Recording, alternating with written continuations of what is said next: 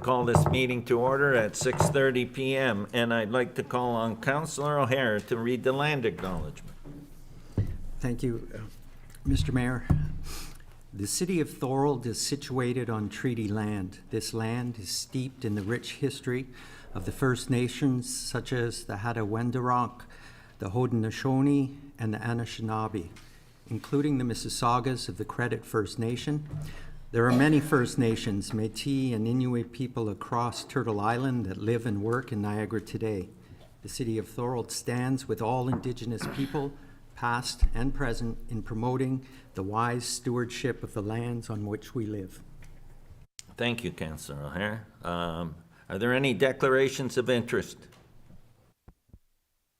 Seeing none, adoption of the agenda. Can I get a mover and a seconder to adopt the agenda? Councillor Decker and Councillor D'Angelo. Okay. All those in favor?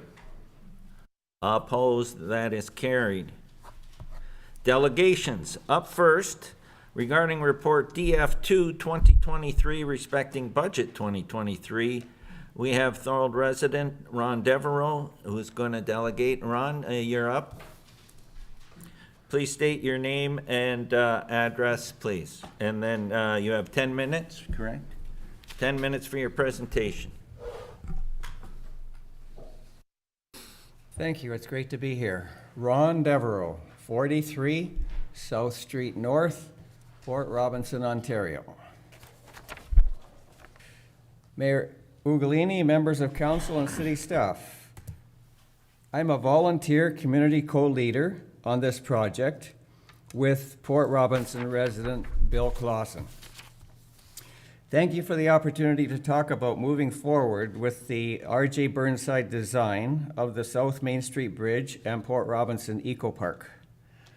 This project first appeared on the municipal radar in April of 2018. At its meeting on November 16th, 2021, Council approved the Burnside Conceptual Master Plan shown on the screen for the design of this park. Quoting from the operations report to Council at that meeting, the drawings capture the comments received from the residents and are supported by city staff. The bridge is viewed as a community outdoor space rather than a transportation corridor, and it's highly valued as a community recreation platform. End quote. Last evening, Mayor Ugolini announced it has won a major design award. Bravo. Burnside Consultants accomplished this design by a series of 4 public information centers, acronym PIC, held in the fall of 2021. 40 to 50 residents attended each of the 2-hour meetings. Also, Mayor Ugolini and members of council. The Burnside team were great listeners. They worked diligently in face-to-face discussions to understand the residents' concerns and interests and to understand how we actually use the area and enjoy its quality experiences. They accomplished all of that in just 91 days in the fall of 2021. The Burnside team listed 11 steps in the final design that is to be completed in 4 phases. The foremost one is, quote, to replace the existing bridge with one of similar dimensions, 30 feet wide and 250 feet long, end quote. It's the physical centerpiece of the whole park design. The residents' choice for a replacement bridge is an exact simple replica of the existing bridge. As a full-length, plain, wide, flat, unobstructed, open-deck bridge with straight railings. The perspective drawing shows that its large size provides ample room for a complete range of outdoor activities to occur simultaneously in the same place without users being in conflict with each other, as would be the case if the bridge was smaller. Please note that phrase, if the bridge was smaller. Does the clerk have the other drawing? Thank you very much. It was always emphasized by the Burnside team and understood by the residents that this replacement bridge would not be a heavy concrete structure, but instead a much lighter metal frame bridge with lighter decking materials because it's only intended for pedestrian and cycling uses and as a fishing platform. They also stated that it could be built in 50-foot sections in harmony with the distance between the existing piers. In the 2023 budget, I don't see a specific entry in capital construction projects for this bridge eco-park project. I only see under bridges and culverts, demolition of the South Main Street Bridge in 2024. That is very troubling to me because nowhere can I find any entry for its reconstruction or any entries for completing the other 3 phases of the design by the end of this council term in 2026. So at the end of this presentation, I'd appreciate a clarification of the entire budget process for this project. On December 20th, 2022, for informational purposes only, operations staff presented to council a report by McIntosh Perry Consulting Engineers of, quote, an environmental enhancement strategy for the project, end quote. Enhancement means to add something onto something that already exists. It doesn't mean to remove something that results in major changes to the original existing item. But that is exactly what McIntosh Perry did on page 27 of their report. They suggested that the Burnside design for the bridge could be changed to, what? A narrow bridge with an optional bump out and for viewing and fishing. That was exactly one of the specific designs that the Port Robinson residents totally rejected during their meetings with Burnside. Compared to Burnside's 91 days, McIntosh Perry had 232 days, but McIntosh Perry did not conduct even one public information center to interact with residents. The input of the residents into the Burnside design compared to no residents' input into the theoretical McIntosh Perry design makes the 2 reports as different as night and day. So the residents have never seen the map of enhancements in the McIntosh Perry report, and therefore those enhancements and design elements are totally unacceptable and not credible. Many of the McIntosh Perry enhancement differences are major and controversial, and some are even dangerous.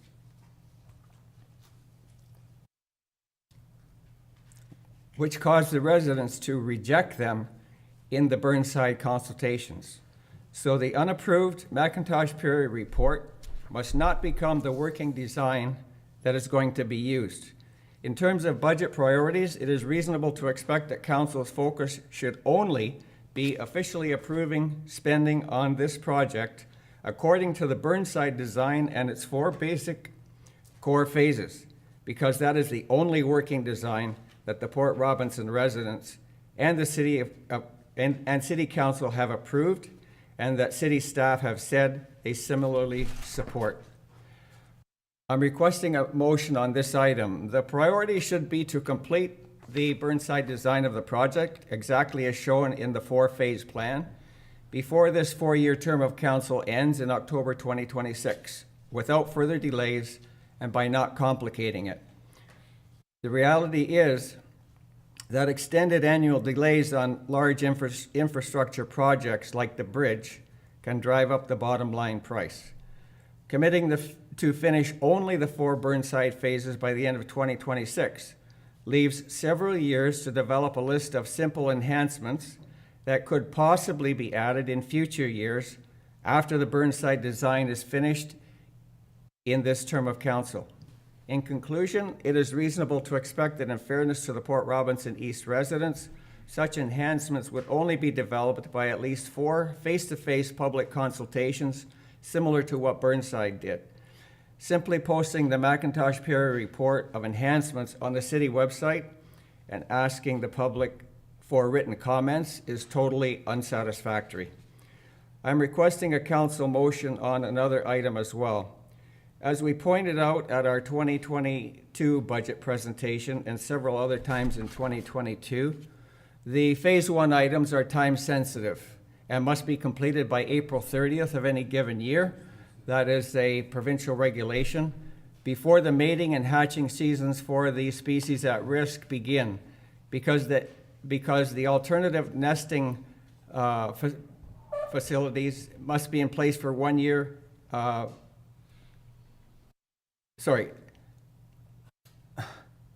They must be in place for 1 year before the construction activities begin. We are specifically looking for an ironclad council commitment and direction to staff that these must be completed as shown and as located in the Burnside Plan by April 30th of this year, 2023, so that construction activities in phases 2, 3, and 4 can begin in 2020. As previously mentioned, to end this presentation and start discussion, I would appreciate a clarification of the entire budget process for this project. Thank you. Thank you, Ron. I'm going to get our Director of Finance to give you that. Through Mr. Mayor, on page 58, there was a revision. I believe it was posted on the website on January 31st, and it does add the $4.3 million for construction of the bridge. For 2023, there's $400,000 for the design, and then along with, in 2024, $750,000 for the demolition of the bridge. Thank you so much. Okay, so my question was, what about the other phases in terms of them showing up in the projects, I guess capital projects deferred, is that what you call it, for the additional years for 2025 and 2026? That's what I'm looking for.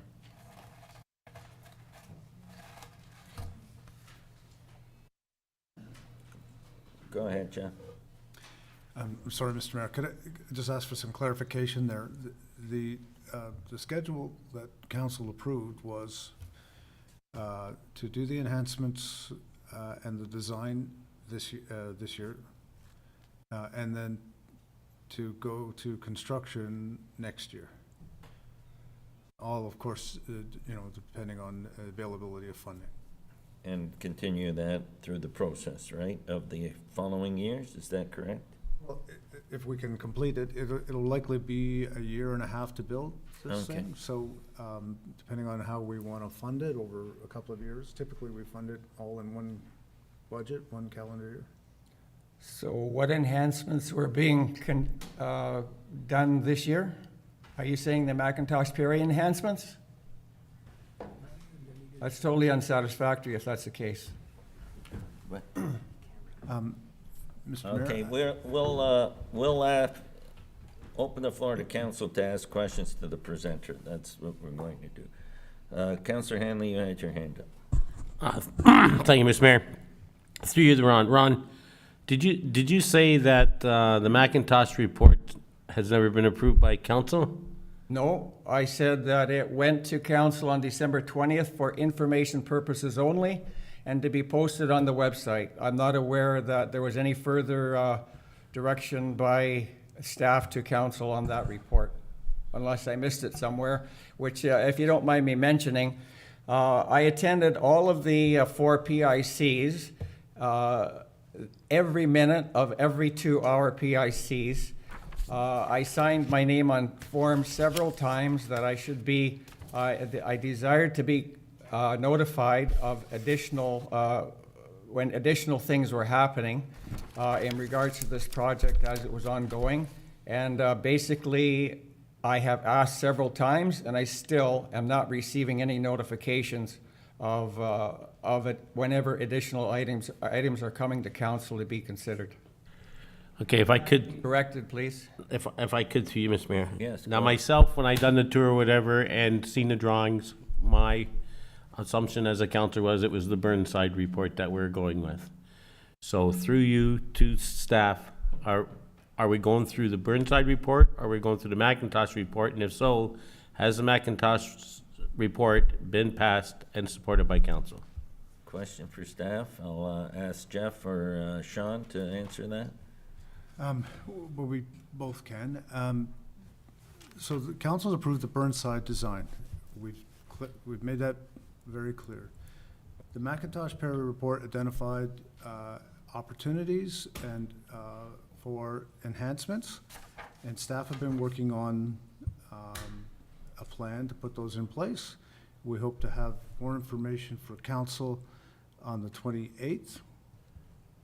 when we bring February forward of a this report. month, Jeff, sorry, of 28th of this month? Yes, the next Okay, council meeting. Thank you.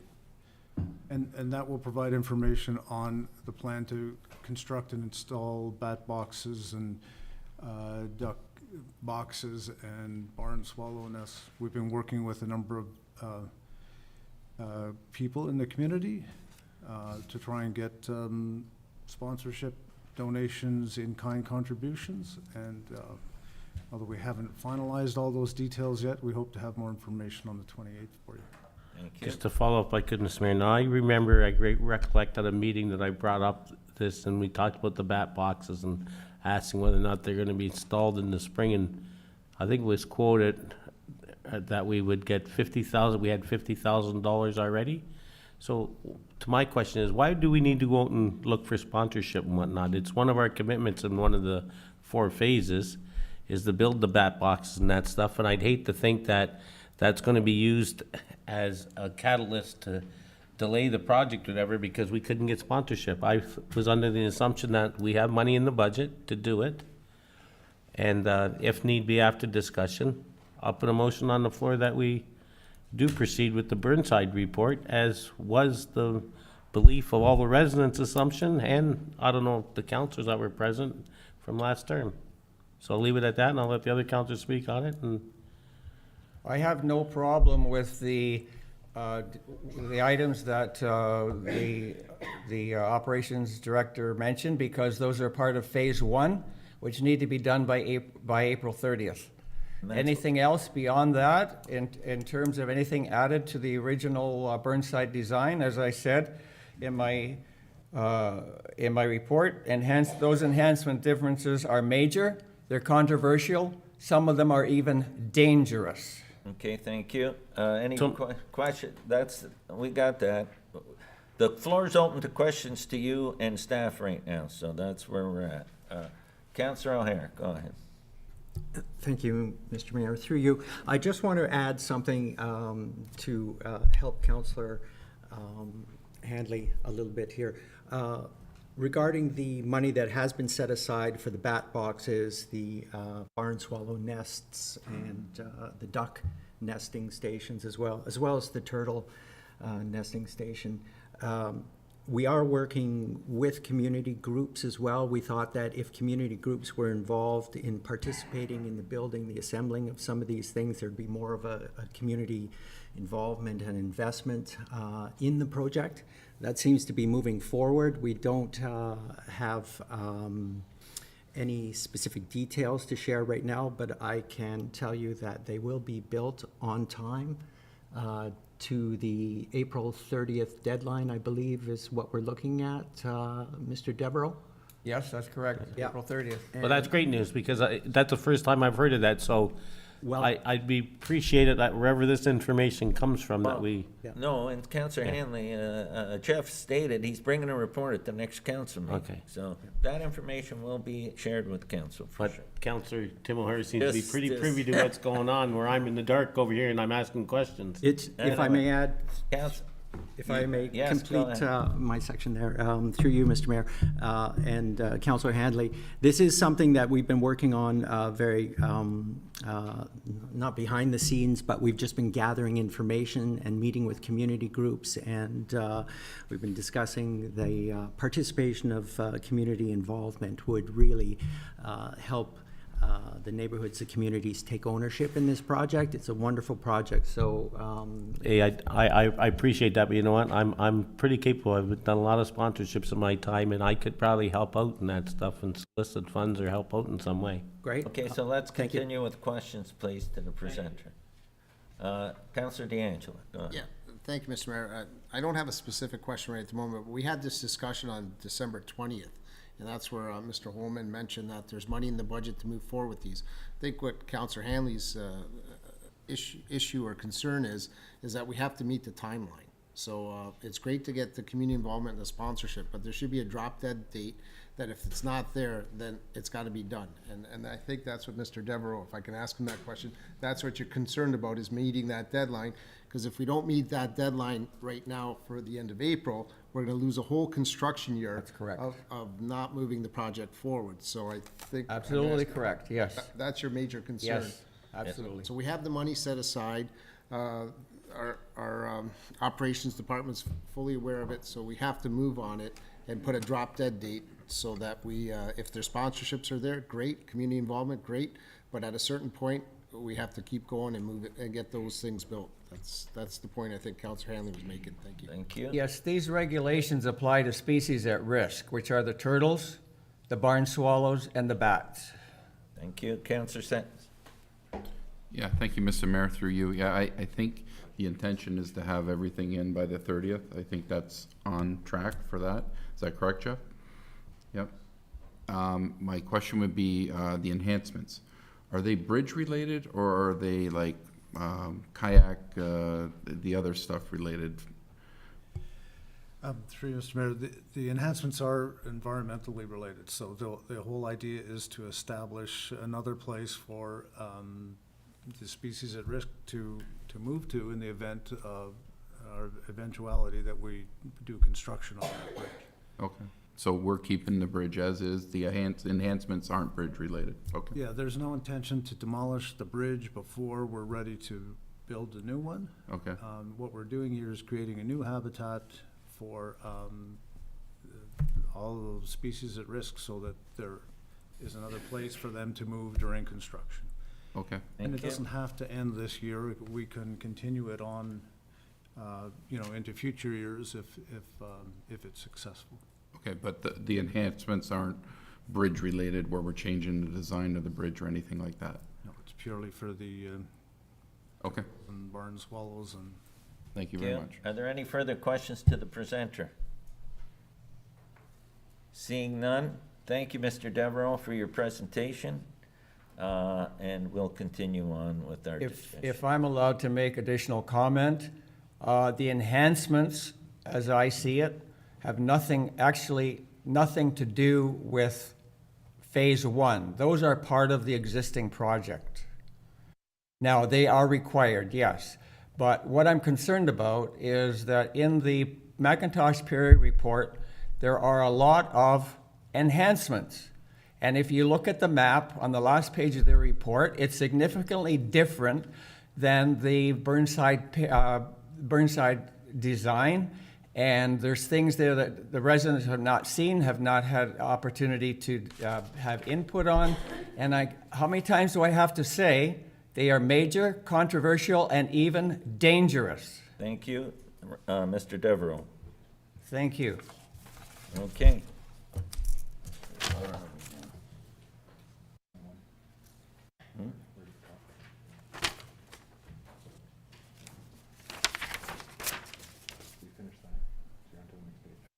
There's no, okay.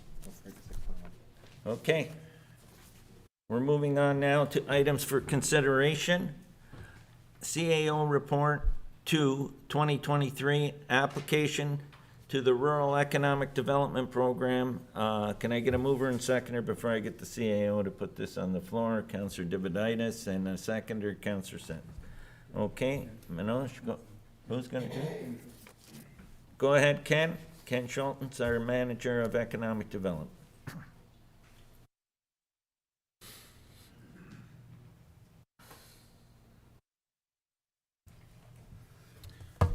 Through you, Mayor, that report CAO 2 2023 dated February 8th, 2023, respecting application to the Rural Economic Development Program be received and the following recommendations be approved.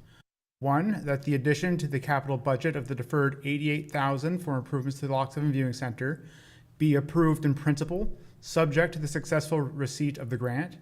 2, that should the grant application be successful, that the required city portion of $61,600 be funded from the Municipal Land and Building Reserve. And 3, that staff be authorized to apply to the Rural Economic Development Program. Thank you. Thank you, Ken, and I'll open the floor for questions to Ken. Are there any questions? Go ahead, Councillor Hanlon. Thank you, Mr. Mayor. Through you to Ken, and what enhancements, what are we gonna use the money for? To fix up the decking outside and the interior? Or Through what's the you, intentions? I'm all for it, just asking what it's good. through you, Mr. Mayor, Director Holman has identified that there's $88,000 in infrastructure upgrades identified with $45,000 for doors, $10,000 for safety improvements, $8,000 for security cameras, and $25,000 in outside repairs. Thank you. It's a great project. It's needed. You know, we're using it as a museum, also as a viewing center, also as a tourist destination. Buses go there every year. More have been coming, so I'm in support of the overrun. Thank you. Does anyone else want to speak to this? Go ahead, Councillor DeAngelo. Thank you, Mr. Mayor. Just a question regarding the security cameras. Is that something that could be worked with the Niagara Regional Police so that they actually have live time viewing, or is this just going to be standalone and recorded for our own purposes? Is there any opportunity through you, Mr. Mayor, to our presenter of the report to see if there's any synergies there, so that if there's any activity that shouldn't be going on, it could be reported real time as opposed to delayed? Are you going to answer that? Go ahead. I'll leave that with our clerk. The city does have a video surveillance policy, Mr. Mayor, that we would have to follow with that, and any information collected through cameras installed by us would be records in the custody and control of the city, so we would not be sharing those automatically with another external party.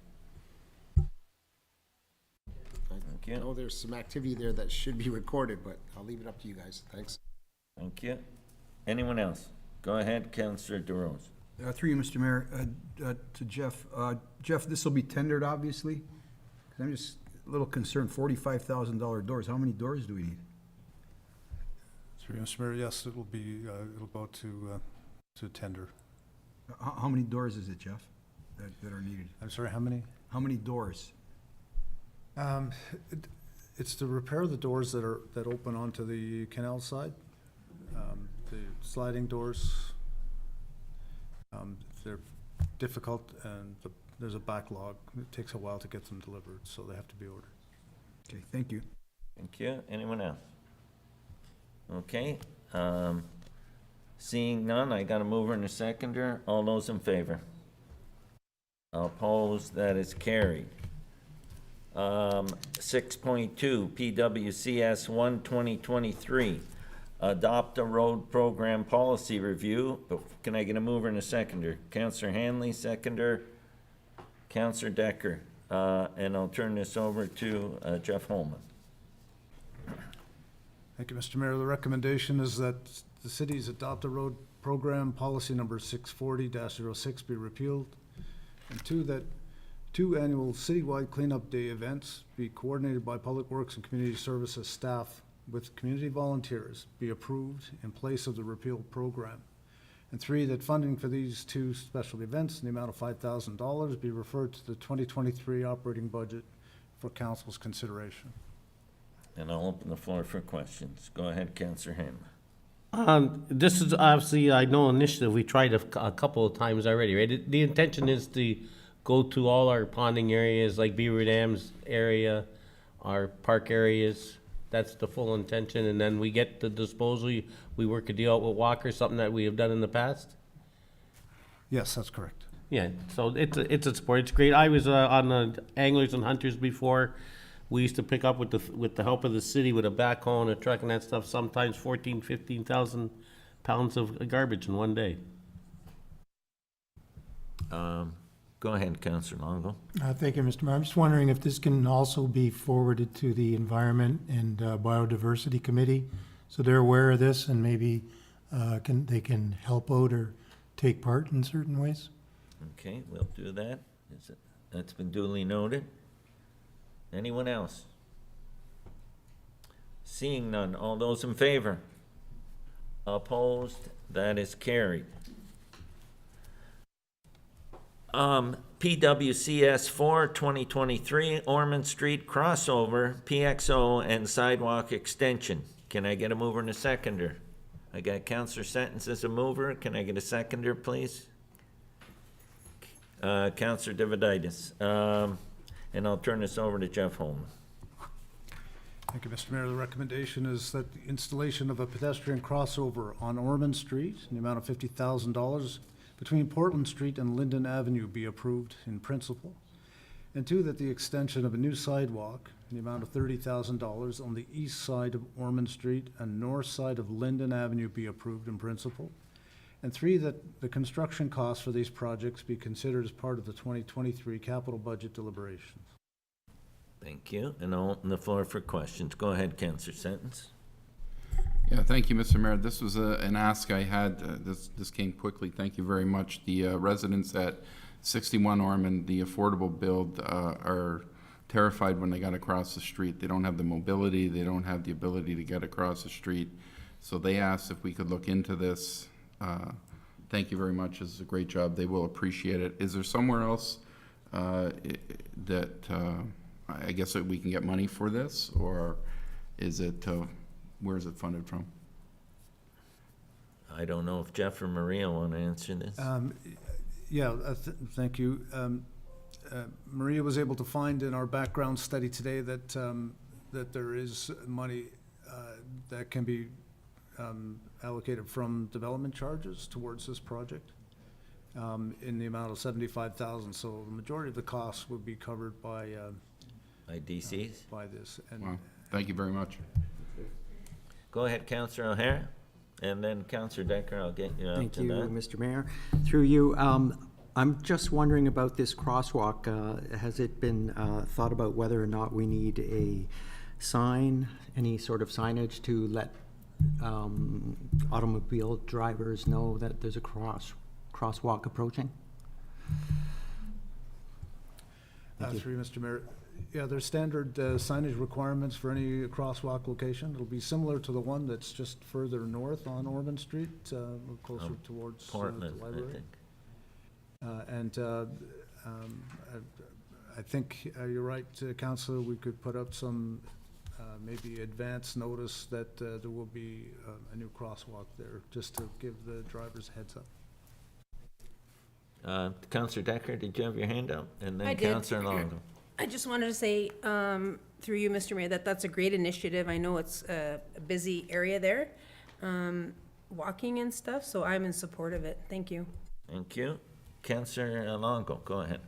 Thank you, Mr. Mayor. Can I just get a little bit more information on this pedestrian crossover? Is this what is in front of Cobblestone? Is this the same thing? Through you, Mr. Mayor, it's a similar type of installation, just further down in front of where the bus stop is, across from the affordable housing site. Right, so it's going to have flashing lights and warning signs and a manual button to activate the lights? Is that the idea? That's correct. So Okay. pedestrians approaching and wanting to cross the road can push a button. It activates a red light signal in either direction. Will stop the traffic for a period of, I believe, 20 seconds or something like that. We can set the timing appropriate.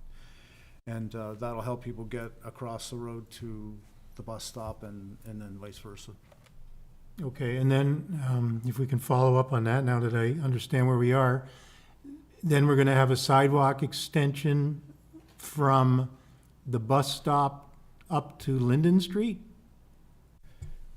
Yeah, that's correct. So, Council, in the past, it's been difficult for pedestrians to navigate that side of the road because of the tracks. But the tracks have since been removed, and this will give us an opportunity to fill in a couple of missing sections of sidewalk. At the moment, there is a sidewalk that goes from Portland southerly to the bus stop and then terminates there. Yep.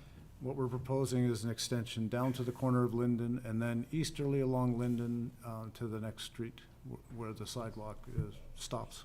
Over to Carlton. Okay, thank you. You can see here now that's been put on the overhead. Okay. Does that answer your questions, Councillor Longo? Or do you have any more questions before I move on? That answers my question. Councillor DeAngelo. Thank you, Mr. Mayor. Most of the questions have been asked, and all I want to do is have this referred to the Road and Traffic Safety Committee, so they're aware of this. One of the discussions was getting a pedestrian walkway potentially by the high school. So this is a good report to send off to that committee for discussion. It's being sent off, but it's a budgetary item that we need to address in the budget. Well, So, I guess, Mr. Mayor, I'm assuming it's going to pass. So once it passes, can then we send? Then you can send it to them. I didn't want to refer it there without passing it. That's what I went on the assumption it's going to pass. Okay, that's fine. Any further discussion? Seeing none, all those in favor? Opposed, that is carried. PWCS 7, 2023, Green and Inclusive Community Buildings Fund. Can I get a mover and seconder for this report? Counselor Sentence and Counselor Hanley.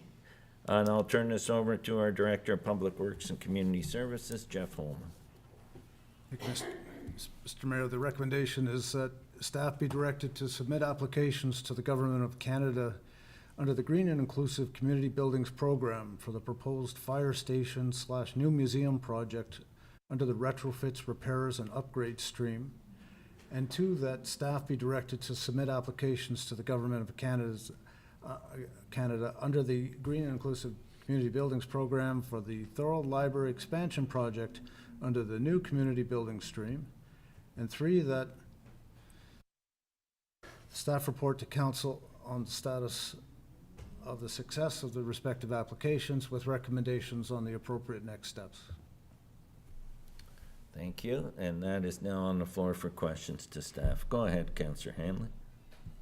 Thank you, Mr. Mayor. So through you to Jeff. So Jeff, the initiatives, if we get the grant, is to start the project's phase as far as the design goes?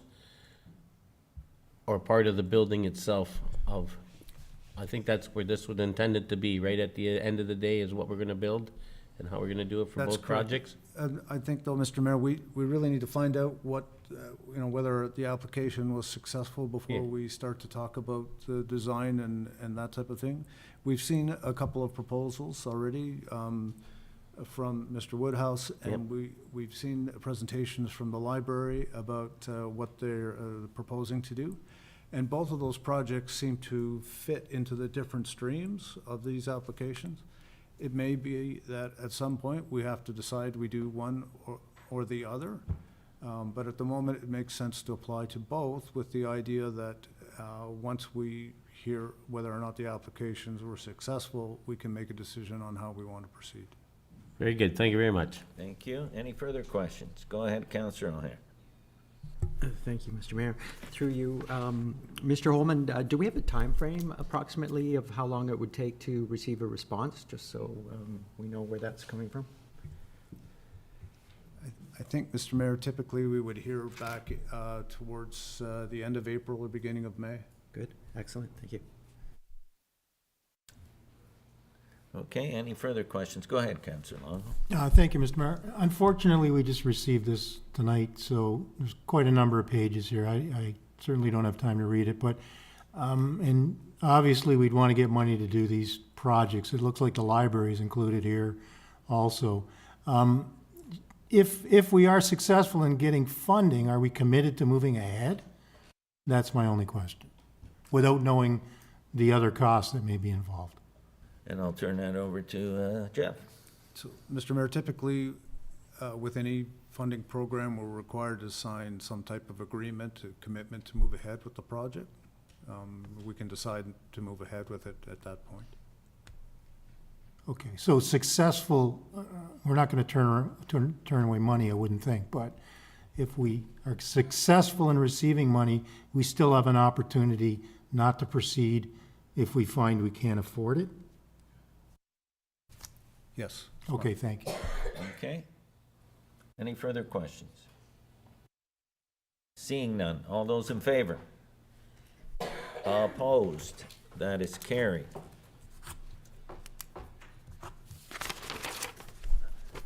CLC 4, 2023. Can I get a mover and a seconder for that? I got Councillor Decker and Councillor Dividitis. And I'll turn this over to our city clerk. Is this your report, Matt? Who is it? Who's CL?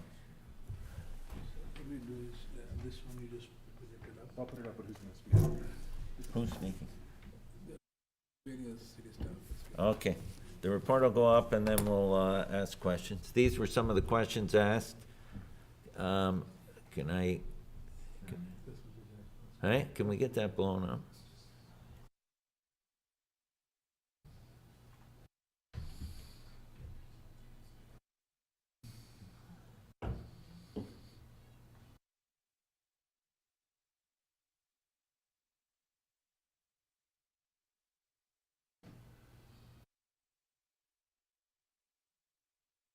How many are there?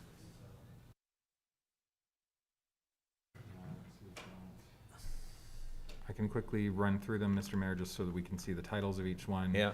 So under number 1, you have the detailed cost of special events for the Santa Claus Parade and Canada Day as were requested. So first we have the Santa Claus Parade, followed by the Mayor's Canada Day Picnic. Next, we have a section on asset management deficit relative to other municipalities. I'll just read the sections and we can go through them as there may be questions. Okay. Section 3, special events position. This is justification for a new position based on the assumption that city staff would be assuming a larger role in the planning and budgeting of special events. Question regarding patio licenses. Question regarding user fee summary. And then the baseball user group request. Okay, so let's go back to the top.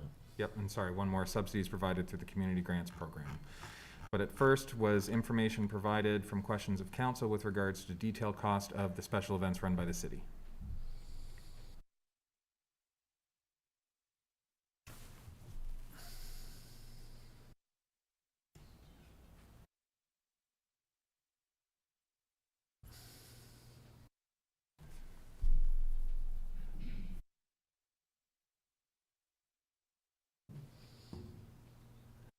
Yeah. Go ahead, Councillor DeAngelo. I just want to make sure I'm reading this right. So these are the 2022 costs. And is there 23 costs associated with the breakdown of this, or just, these are just, we just have costs for 2022? We were asked for those costs because there's a budget line in this year's budget for both Santa Claus Parade and Canada Day. And I think the question was asked, how much did we spend last year on those events? Yeah, well, it was me that asked the question, so we have a bit of a breakdown, but, so what I was looking for was 2023, how it aligns for what we spent in 2022. So it's good that we have the 22 numbers, but I think, what, 23 is 73,000 or 72,000, I think. So they line up like percentage-wise similar? Go ahead, Jeff. Mr. Mayor, yeah, so, this is Santa Claus Parade, this is, the budget was revised in the year for 54,000. And we provided the actuals, on how the costs actually came in. Some of them are grouped in a little bit, so we, took the other purchases where we tend to put all the, a lot of the costs together, and I broke them out in the area just below. So for the Santa Claus Parade, that 26,134.57 is basically made up of the services, so the cost of floats, performers, sound, beverages, and marketing and advertising was $10,700. In the case of the Mayor's Canada Day Picnic, that was the $70,000 budget, and you'll see that our gross expenditures were just under 70,000. The majority of the expenses under other purchase services, I tried to break them out a little bit more for you. So they're basically performers, the services, family entertainment, and food and hospitality fees, and sponsorship signs and things like that. So typically when we put our budgets together in October, November, December of the previous year, we don't have all the itemized line items set out for you, but generally speaking, if we're going to be providing the same type of program, those costs will be almost the same.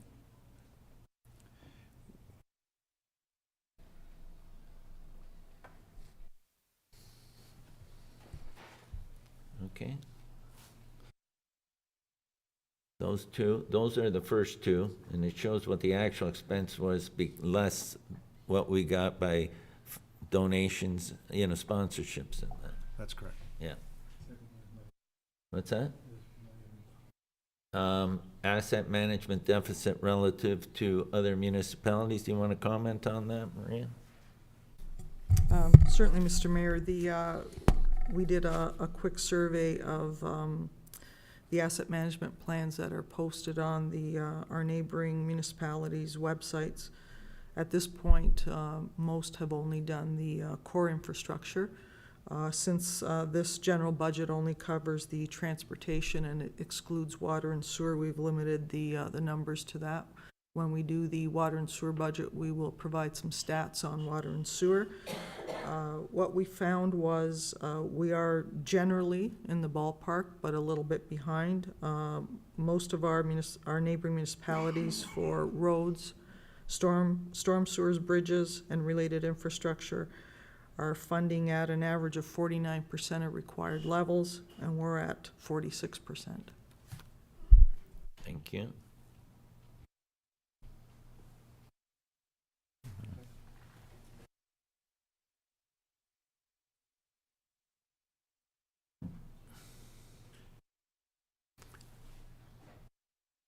This is the special event position that we sent back. Do you want to comment on that, Jeff? Or,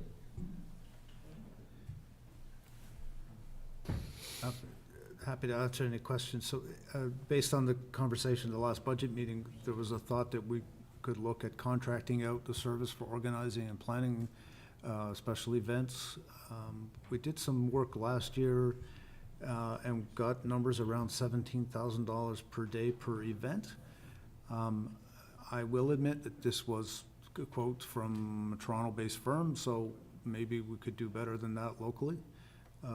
And if we're looking for 2-day events, if you want to contract that planning, we suggest an allowance of $50,000, which is less than what we were proposing with respect to a new full-time position to manage.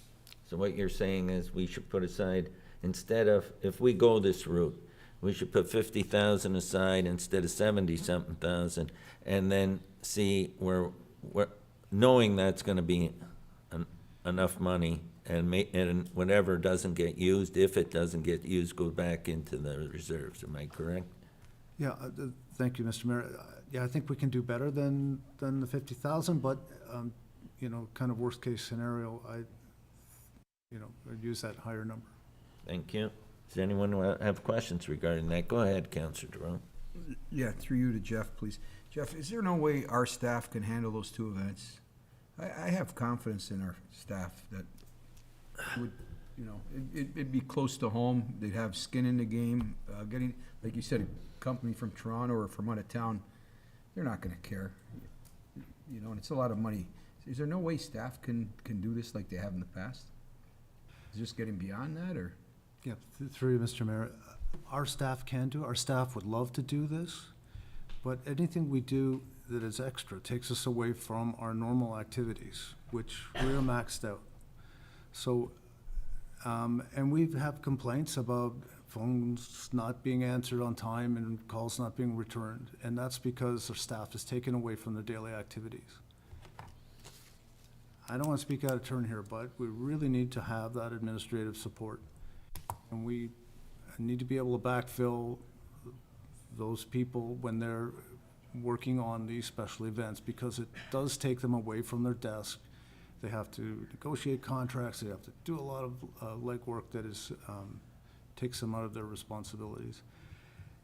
And also, it also is complicated by the fact that this is really the type of work that would be done by management staff as opposed to union staff, which would handle more of the day-to-day activities. So the short answer is, and I apologize for the long answer, we'd love to do this. We'd like to do it in-house. We know the people, we've had some experience, and we have some confidence in our ability to do that. But the risk is that we pull ourselves away from the day-to-day stuff that people expect us to do on a daily basis. So, Yeah, thank you for your answer, Jeff. I just think for the 2 events, I think that we should just do it in-house. Thank you. Thank you, Councillor Hanley. And then I'll go over here to. We did talk about the contractual area and that stuff. So I think myself, I'm almost comfortable with it. A full-time position, I'm not for it. I have other feelings. I just look at the recent, we hired a communications person within the last year. and not taking away anything for anything, but, you know, for the communications we get for a full-time position, I would believe a communications person could be a part of that, of an event like that. It's what communications is about, is promoting. That's what they're there for. Just like when we had the 1313 or last year's Canada Day, we hired a program coordinator. Since then, we only have one ice time now. They don't have to plan for, they don't have to book 2 sets of ice because the ice at the Brock facility is done by the consortium. It has nothing to do with the city. Anybody that's inquiring about gymnasiums. We hired a mayor's assistant and a council assistant. I remember the job description was in there was tourism. So, you know, I believe we've already, every time when the communications person come up, I can remember talking about now what the discussion was. They were gonna help with these events and, you know, help with coordinating things. When we hired the program director, I can remember it was to do the Allenburg Community Center, Port Robbins Community Center. Allenburg Community Center's basically not that active that I know of, you know, as the other ones. Port Robbins Community Center basically takes care of itself pretty well.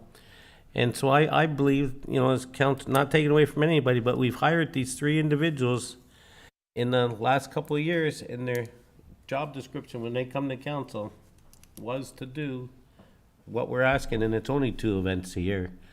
And, you know, Tony Vandermaas is here. He started the Santa Claus Parade. You know, there's a lot of volunteers still to this day. There's a lot of volunteerism. At one time, not take away from anybody either, the tourist department, the individual that was running it actually ran the Canada Days Festival, ran the Italia Festival, and helped run the Santa Claus Parade at one time. Thank So, you. I just wanted to make that point, but I'm for a contractual position. We gotta give it a shot. I got Counselor Dividitis, and then I got Counselor Decker. I agree with Jeff. It takes a lot of time, a ton of time. I just finished doing an event today. I booked it in today. It took me 3 months. So it takes a lot of time. That number's pretty accurate because I don't know anybody who'll do an event for $5,000 or $10,000. So that's a pretty good accurate number right there. Thank you. Counselor Decker. Thank you, through you, Mr. Mayor. Yeah, I'm going to support the contract position. I think we need it. We actually need to start now planning for our Santa Claus Parade, but we don't have anyone to help do that right now. Because my understanding is that the Santa Claus Committee is disbanding, so we are losing that group of volunteers. Perhaps maybe they'll help us once it gets going, but as the committee, there will no longer be a committee. So I think we need that person to be able to concentrate on these events, to book. And yeah, I understand it's only 2 events right now, but we do have a lot of events coming up in the next year or 2, especially with our 50th anniversary coming up. There's other events coming up. So I think we should try it on the contract basis to see how it works. So I'm in full support of it. Thank you. Go ahead, Counselor Sentence. Yeah, thank you, Mr. Mayor. I'm in support of this too, but I think we really need to look into next year if we're going to do music in the park, which I hope we are. If we're going to do farmers market, if we're going to do these other celebrations, I really think we are going to need this position. I think it should be tied in with tourism and everything else. But now you're going to be talking all these events, and if that's what it costs contractually to do more events, then we're going to be on the losing end of hiring someone eventually. So I'm for this. Try it out, see how it goes. But I do think we're going to need something in the future. Thank you. Thank you. Go ahead, Counselor DeAngelo. Thank you, Mr. Mayor. Yeah, I'll be supporting the contract position. I look at it as a 1-year pilot project, seeing how we can operate this through the contract. And I know Councillor Hanley asked, and it's coming up, is the organizational review. And I think we have to look at the program coordinator, the mayor's assistant, and the communication position to see how that interacts with potentially this position here and see how we can come forward a year from now with a better solution than what we have here. So I'm okay with moving it forward so that we do have some support for these events. I know they're very time consuming. They were done a little differently in the past, like Councillor Hanley mentioned. They are part of tourism. So I think we need to make sure that we look at the whole focus there. And I think trying to rush it right now is not going to do us justice. So let's move forward. It looks like there's the ask for the $50,000 to contract this service out. I think that's what we should move forward with this year and support that, and then review it prior to next year, the beginning of next year. I would say review this in November, December, so we have a better idea of what we want to try to accomplish, and hopefully that organizational review's in there too. In this way, we could make sure staff and the employees of the organization are doing their proper job, so they're not being pulled into something that they're not supposed to be doing. And then hence, as Mr. Holman mentioned, other stuff isn't getting done that we want done, so. Thank you. So can I get a mover and a seconder to put the 50,000? Counselor D'Angelo, Counselor Decker, a seconder to put 50,000 into the budget instead of the event coordinator position at 71,681. All those in favor? Mr. Mayor, if you could also add there that this will be reviewed. This will be in the third, yeah. by the fourth quarter of this year. Yep. To be reviewed before the end of the year. How's that? That's perfect. Thank you, Mr. Okay. Mayor. All those in favor? Opposed? That is carried. Okay. Next one up. What? Patio fees is a no budgetary impact. And is everybody good with that? That we leave that in place, that we put in when COVID hit to help our restaurants? Everybody in favor? Yep. Do I need a mover? No. We don't need anything? Okay. A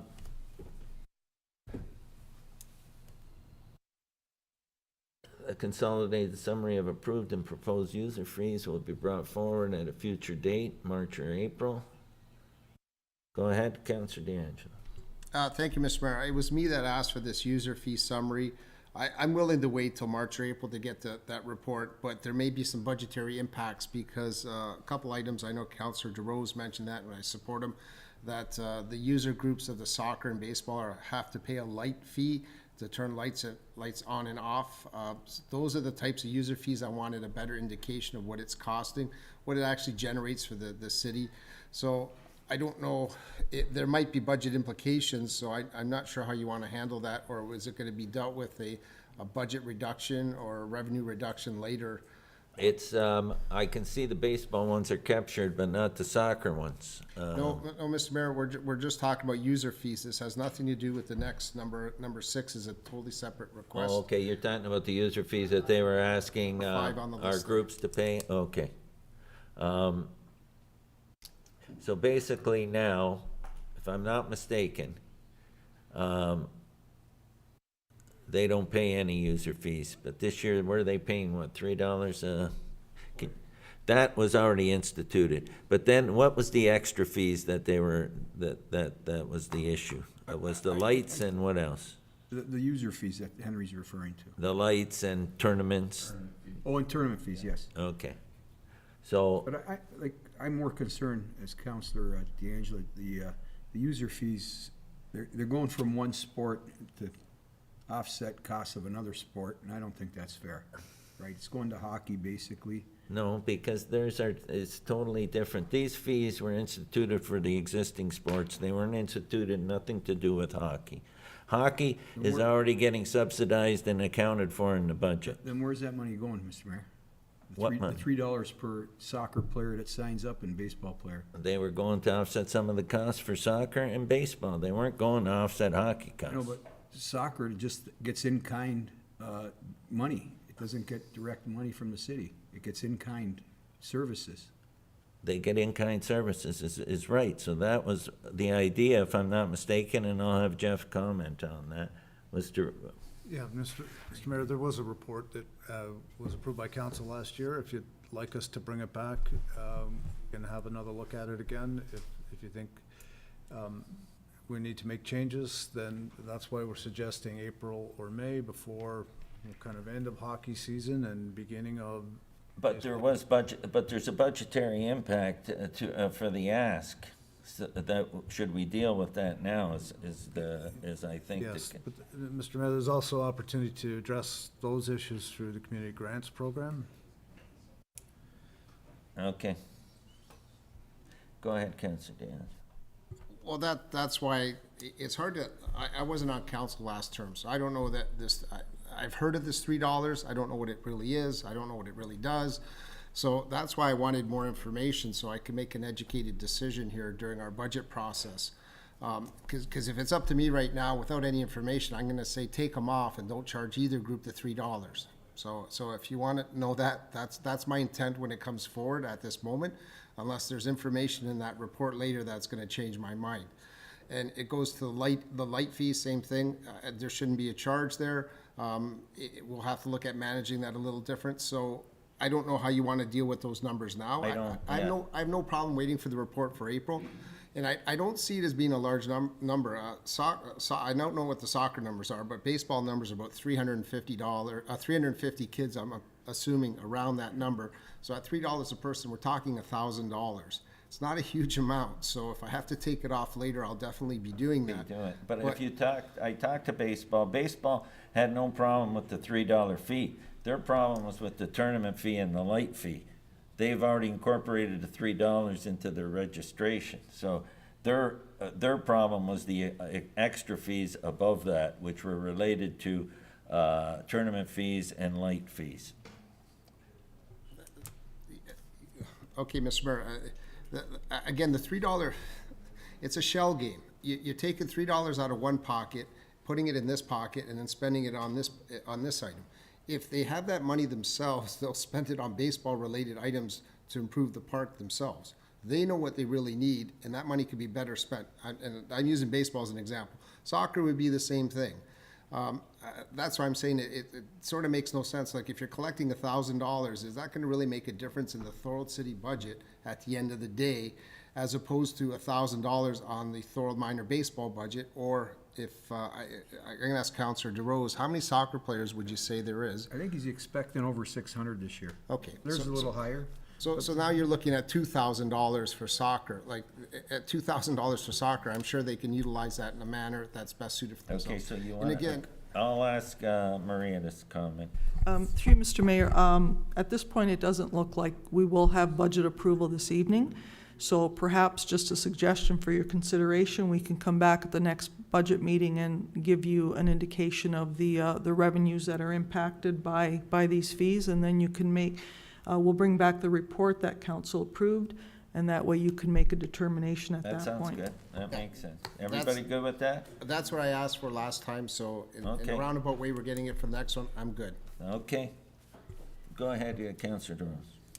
Through you, Mr. Mayor. Jeff, could we get another copy of that? Because I could have swore when I read it in the summer when it came forward that it did say that money was going, I thought it was going to hockey operations. So I just wanted to clarify that, because I did say that. I don't want to say something if it's not true, but is it possible to get a copy of that report also, maybe even an email previous, like in the next week or a few days?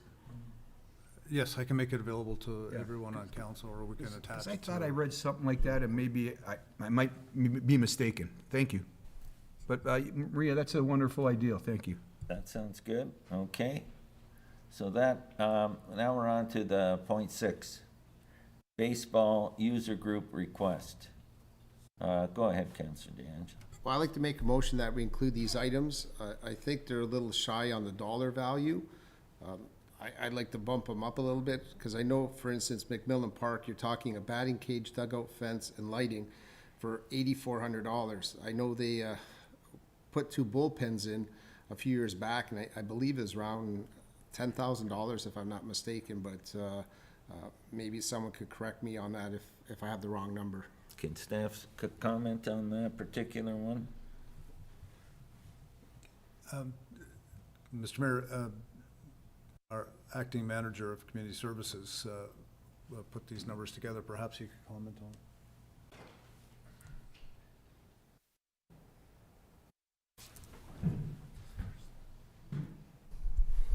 Good evening, through you, Mr. Mayor. The numbers that were put together were for additional lights on the existing pools. So they were roughly about $400 a piece, just to highlight some black areas on the park, some shadow areas. The bullpens, or the dugouts, the batter's warm-up area, that was more of a temporary structure, just so it didn't interfere with the football program in the fall. So it would be set up and taken down when football needed the use of the field. Through you, Mr. Mayor, no, the bullpens are actually out beyond the fence. They're nowhere near the football field. So the intent of the letter, which was clear by the president of the Baseball Association, is none of these enhancements to the park, which are required to have effective baseball players, would impact football in any manner. The batting cage and the extra, some of the lighting, specifically to McMillan Park, is for the bullpens. Good example, I know Counselor Sentence helps coach baseball too. When you're trying to warm up pitchers at 8 o'clock at night for an 8 o'clock game, there's no lights out in the bullpen, so they're throwing balls at each other, they can't even see. So that's the type of lighting that's required out there, not impacting football. The dugout fencing, that's a major safety issue. The Canada Summer Games went around and supplied money to, I know Welland, to upgrade their dugout fencing at their park so that it would be safe for the players. That's so there's fall balls that will be hit into the dugout, and if you're not paying attention, you could get hurt very easily. So the fencing was to help protect the players. And then the batting cage was to be a structure built out in left field beyond the fence near the bullpens so that it does not impact the football. The batting cage, to me, is very, coming from a baseball background, I've been pushing for this for 5 years because a batting cage is very critical. You have players that are of 18 years of age and greater going to Sullivan Park to practice in their batting cage, and it's not very conducive because the batting cage isn't structured very well. Balls are leaving the facility and there's spectators that can be hurt, cars could be damaged, houses could be damaged. So that's why the batting cage is more effective out there. And even speaking to the president, he says with a nice batting cage out there, you can actually take younger players out there and participate in batting practice without impacting any of the field play. So that's why I was a little concerned with the $8,400. I think it's a little light if you're trying to accomplish those three things there. I would bump that up a bit, but again, I'm not here with cost estimates. I appreciate what staff has put together so far in the short notice, but like I said, I put a little bit more money there just to make sure we build structures that are long-standing. So what would you like to bump that up to? I have no idea what it would be. I would add I would add another 20, like I would make it 28,000 for McMillan Park and then see what they can do within that budgetary allotment. Councillor Sentence, I don't know if you have any suggestion on that. I'll go to Councillor Sentence and then Councillor Longo. Yeah, I'm for sports and getting what they want, soccer, baseball. I can tell you, Councillor D'Angelo has hounded me for 4 years on the batting cage. So, but he is right. What's out there? My only question would be to the batting cage. You know, depending on the future of the park, and that, I don't know what's going to happen there. Can we build something that can be moved if need be? Right. That would be my only request of anything we build. But I'm for kids and sports. So yeah. Thank you. Councillor Longo and then Councillor Hanley. Thank you, Mr. Mayor. I'm just looking at the numbers. It looks like about 80,000 here, so I would, I'll make a motion. We bump the capital upgrades for baseball this year to $100,000. You're saying that the existing there is 80, so you're asking to bump it to 100, am I correct? Correct. Okay, can I get a seconder for that? I got Councillor D'Angelo. Now, we'll speak to that, okay? Did you want to speak to that, Councillor Hanley? No, he must have been reading my mind. I had the number here, $79,290. And I was going to say to bump it up to 100,000. Okay. So ESP. we got 100,000. Do I have 101,000? Okay, we got 100,000. Go ahead, Maria, I see your hand up. Yeah, I'm not voting for 101. Could I recommend using the Parkland Reserve? Parkland Reserve. Okay, so we have a recommendation and seconded that it's 100,000, and our Director of Finance would like to say to take that out of Parkland Reserve. So is everybody good with that? Okay, so that's the motion. Any further discussion? Go ahead, Counselor DeAngelo. Yeah, just, I know the president, Chris Green, and then also the anchors, Aaron McGinnis, maybe if they could just make sure staff works with them when developing exactly what they're looking for there, so we're not overspending and getting exactly what they want. What they So, want, Dave, I'm sure you'll work with them. Yeah, Yep. he's been spoken highly of, so it'd be a good suggestion. Okay, so we have that motion, 100,000 from Parkland Reserve. I have a mover and a seconder. All those in favor? Opposed? That is carried. Okay.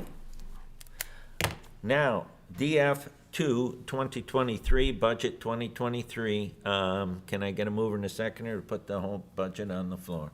I got Counselor Decker. Can I get a seconder? Counselor DeAngelo. All those in favor? Opposed? That's carried. So we've captured those amendments. Do you want to give us an update where we're at this point, or? Sure, is Mr. Mayor, that- let me just log in and I'll put it up on the screen. Okay.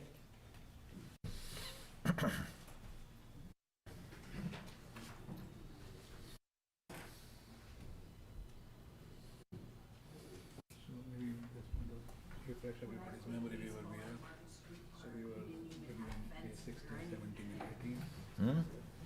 When we left last time, we were looking at page 16, 17, and 18.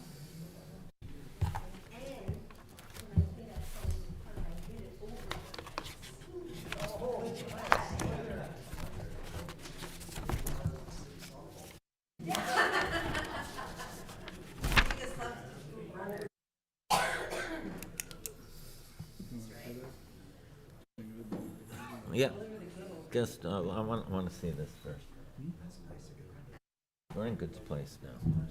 That went quick. Yes, that's what I'm saying. If the momentum is good, at least get the operating done today.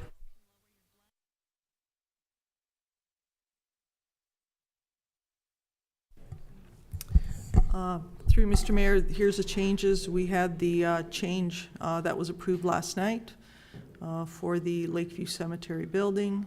This evening, we've got the Lock 7 improvements. Again, that's subject to successful grant receipt. We've taken away the special events position plus equipment of $75,681. We've added the events contract provision, and we've added the baseball user groups, a total of $100,000. Let me just see if I can move this down.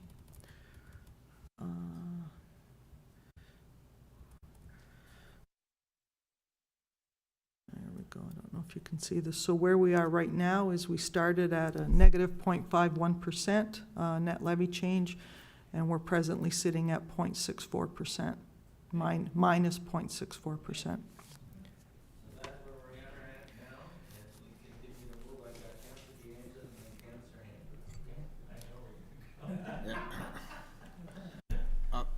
So I guess, Mr. Mayor, at this point in time, you're looking for either additions or deletions from the budget? Exactly. Okay. That's what we're gonna do, and any additions or deletions, and then we're, as well, that report will come back on the user fees. Okay, yep, That's promised by staff at the next meeting. okay. Unless we finish tonight, then we'll have to. Yeah, no. We're at additions or deletions, and the formula. Yeah. Go ahead. Well, one of the items I want to add on to the budget is, I know we have here on page 16, we talked about competitive wages increase for lifeguards, and we had a $20,000 allotment, and staff will be reviewing that. Well, I want to add a competitive wage increase for crossing guards. I would like to do the same, is to add 20,000 onto the budget at this point in time for this year, and have a survey or a study done regarding the wage rates across the region from other municipalities. I believe we're one of the lowest, if I'm not mistaken. And then also I want to make sure that they have the proper equipment that they can use when they're out there. And I think we need to identify them as City of Thorold. I call them City and Thorold employees, because people think it's the school board that are paying for these crossing guards. No, it's actually the city of Thorold that pays for them. So some sort of like jacket vesting that indicates who they are. I'll look to the CAO for comment on that. Thank you, Mr. Mayor. Councilor D'Angela, we did the review last year, and we compared our crossing guard wages to what other municipalities are paying. And I think there was an enhancement that was done last year as well. So that is just part of the wages. But as you're talking about branding them, or having some sort of clothing just to say that they are from City of Thorold, that part can be looked at. I can refer it to our Director of Public Works and Community Services. Crossing guards comes under them. But certainly if you, from a wages perspective, we did review it last year. Thank you. Let's speak on that, Mr. Do you know what the hourly rate is for a crossing guard then?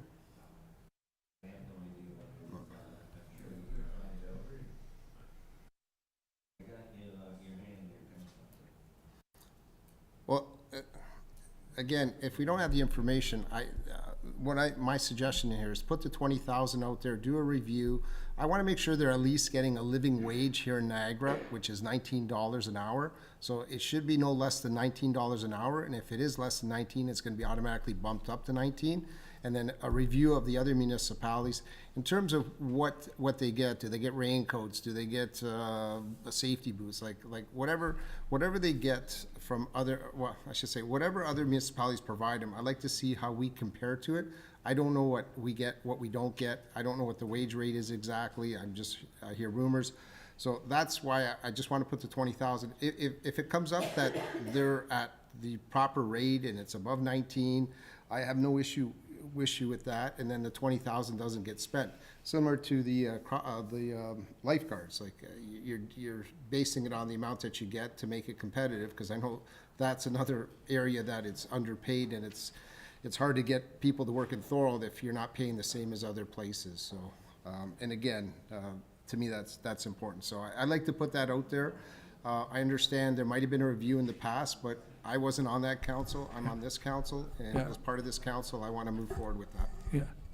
Through you, Mr. Mayor, certainly, Councillor, we can look at it again. I believe Councillor DeRose brought that motion last year, and we did review. But certainly, if council decide to put $20,000 in there, and we can do the review again, and.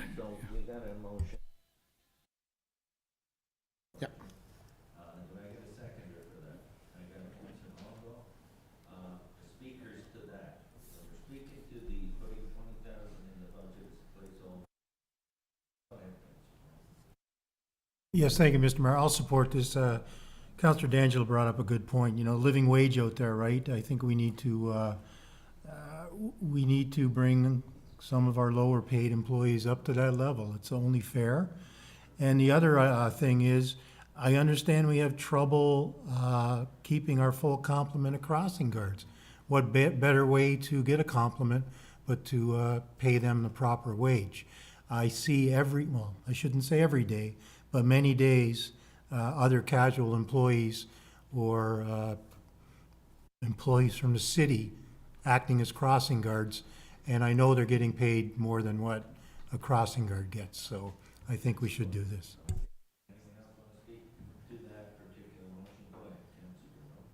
Yes, Mr. Mayor, I've got it right here, just some information I looked into. Niagara Falls makes $19.80 per hour. They also have a full uniform, spring jacket, hats, pants, winter coat, hats, gloves, raincoats, and vests. You can call Julie Ellis in the fall. She's the crossing guard coordinator. St. Catharines makes $18.90 and also gets a complement of clothing. And this is what I brought up last time, and I think we did give them, Manish, can you remember? But it's still, I think they're under 17, so I think it's, they do need a living wage, and if we're gonna, we compare all other positions, planning department and all these to try to compete to keep people. And I talk to these people. I'm a teacher, and I talk to these people. They're wonderful people. They do deserve to get compensated. And Councillor Long just brought up a great point. Every day I go to school, and I go by Richmond, I used to teach the city worker working there, and same thing went through my head. If we can give these guys a fair living wage, you might retain them more, but at least take care of them, especially with the prices of everything, and it's not gonna cost the city very much. And even if they can get some kind of clothing allowance, or, it'd be great is a bright vest saying Thorold on the back to promote our community. Even on the front, I don't know. I think it's a great idea, and they deserve it. Thank you. Anyone else want to speak to the 20,000? Go ahead, Councillor Dividend. Yeah, I agree with that, Mr. Mayor. And it's good for the kids when they see a familiar face, the same person there all the time. They get to make some friendship with them. They get to know them. It's nice instead of, again, mixing in and out all the time. So I totally agree with the 20,000. Okay, so we've got that motion on the floor, duly seconded. Do you want to speak, or we're ready to vote? I just want to make one final comment. Again, it goes back to the comment Mr. Holman made regarding staff doing other jobs and not doing their job that they're assigned to. As far as I know, the lowest paid city employee is around $25, so having them as a crossing guard is a lot more than what a crossing guard is. So we need to get that number up so we have the proper roster, and hopefully get some spares on there, because what people don't realize, they don't get paid for a full day. They only get paid for what they work, and their time is split up in three shifts, so they don't get paid for a full 8 hours. So that's why it's important that they're compensated in a fair and equitable way. Thank you. Okay. Go ahead, Councillor DeRose. Through you, Mr. Mayor, just to let you know, most of the other communities also pay for holidays, Thank you. just to let you know. Okay, so that motion's there. All those in favor? Opposed? That's carried, so that's a $20,000 placeholder that's been put in the budget, okay? Another item, Mr. Mayor, I wanted to bring up. I couldn't find it in the budget, so I'd like to ask through you to the appropriate staff. Do you know what we have for allotment for tree planting in a year? I didn't specifically see that in the book, and if it is, just let me know what page it's on. And I think our manager of Public Works, Steve Santo, are you looking after that question, or is Jeff?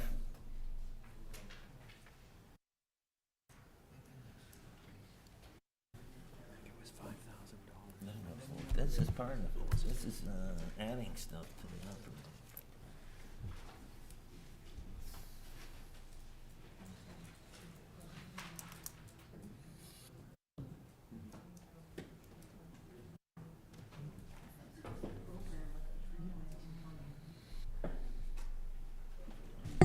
Through you, Mr. Mayor, I will give you the numbers, and Mr. Holman can explain. There's roughly $192,000 for tree program and $20,000 for tree planting. Thank you. Thank you very much. Then my motion I'd like to put on the floor is that we increase that by another $10,000. So we have $30,000 specifically for tree planting. Okay. We need to get our canopy moving. We're way behind. There's trees that have been cut down that are ash trees that are just left there, and now they're bushes. They should be replaced with a proper tree. And I could probably give you 5 locations of those. And I know there's one of the things that I had when I was out campaigning, there was a lot of people wanting trees in front of their property that didn't have them. So I think by increasing that allotment and also focusing on actually getting them planted, because sometimes we may not use up all our budget. So I'd like to put another $10,000 on the floor. I got $10,000. Can I get a seconder for that? Councillor O'Hare, that we add $10,000 to our tree planting. Speakers to that particular item. Go ahead, Councillor Long. Just quickly, Mr. Mayor, tree planting's very important, obviously, but trying to make them survive is even more important. So we need to make sure that when they're planted, we have a program that gives them a fighting chance, because too many are left and it's just a waste of money. So hopefully we can work it out in our overall tree budget. Okay, it's a point well taken. Okay. All those in favor? Opposed? That is carried. Okay, so that's 10,000. Go ahead, Councillor. Are you? Well, I still have another question. It's in regards to, and again, I went through the budget here and I didn't see it. And I know it usually just goes under road resurfacing, but I was just going to ask if we pass the, like, I guess my question is, the list for roads that are gonna be repaired, just resurfaced, not reconstructed, is there a list of, like, the top roads in our community that really need it? If that's available, it goes, I would assume, then it's put out for tender in the summertime to get those roads done, and then based on what the cost is, you just go down the list and cross off the ones you have. Is that correct in my assumption? We have Sean Dunsmore, Manager Engineering, to address that. Through you, Mr. Mayor, yes, we do a regular road inspection, do an evaluation, create a PCI, pavement condition index, for all our roads, and then we knock them off in order of priority. We don't usually put the resurfacing in the budget, but we will before we bring the report to council. Okay, that's excellent. Thank you for the answer. That's excellent. I'll deal with that. There's some roads I think that need to be switched around, because there's some really bad ones out there, especially some rural roads, but I know the resurfacing allotments in the budget, so once that report comes, prior to that coming to that, I'll give staff a list of some of the roads I think they need to really look at and see how they fit on the list. Thank you. Thanks. I'll stop there for time being. I'll let some other councillors add stuff to the budget. I had Councillor DeRose and Councillor Decker. Through you, Mr. Mayor, I can't seem to find it now, but I just wanted to check, I was a little confused about the lighting at Port Robinson Park. If we're going through with that. I thought I saw it in the deferrals, but I can't find it now. Maria, are you able to help me with that? So I was just looking at $5,000 that was supposed to go into. I think I seen it a 5,000 deferral. I think you're right. That's what shakes it up for me as well, but I'd have to. Because I thought we were supposed to get that done. Putting that off is a mistake, just because of the safety at night there. It's, there's a lot of kids hanging. I think it'll make it more conducive to kids or families being out there instead of people that are up to no good. And also, in the same breath, they do need more picnic tables out there. And I don't know if the city has some in reserve, but there are more baseball tournaments there. And last summer, they had trouble. I'm sorry, Maria, I'll let you speak. Sorry. You were going to say something. Through Mr. Mayor, it's on page 34. Thank you. New park lights for Port Robinson East Park, $20,000. How much is it? I thought it was 5. 5. I should have brought my ruler. It's 5. Yeah. There you go. Okay, hang on. 5,000. Right. Did you want to add that, Councillor? Yeah, I wanted to add that, and I don't know if on there somewhere about the picnic tables, but they, like I said, they had some nice ball tournaments out there last summer, and I see what the enhancements Thorold Baseball is gonna do. I think it's a no-brainer to put some more picnic tables and encourage people to be out there. I've taken my kids there to play, and it's a wonderful park. It's got potential, and it could be better with, more picnic tables. How do we do picnic tables? I don't think we assign them to a particular park, do we? We just have an allotment of picnic tables that we utilize. Am I correct?